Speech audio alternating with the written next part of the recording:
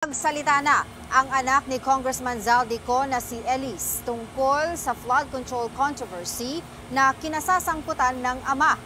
Nakikisimpatya raw si Elise sa mga tumitinding kontra korupsyon. O tumitinding kontra korupsyon. Kaisa raw siya ng mga ito.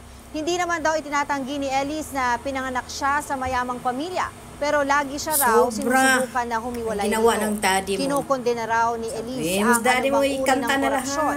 Naintindihan niya rin daw ang galit ng taong bayan. Hiyang-hiya raw si Elise at gusto niya lang daw lumabas ang katotohanan. Naniniwala siya na dapat managot ang mapatunayang sangkot sa mga krimeng ito, kahit ang sarili niyang ama. Hinihikayat ni Elise si Congressman Zaldico na lumutang na para managot. Kung itakwil man daw siya ng kanyang pamilya dahil sa pagsasalita, tatanggapin niya raw ito kaysa panooring nagdurusa ang milyong-milyong Pilipino dahil sa mga ginawa ng ama. Matagal na. Tangina naman lulukuhin pa tayo.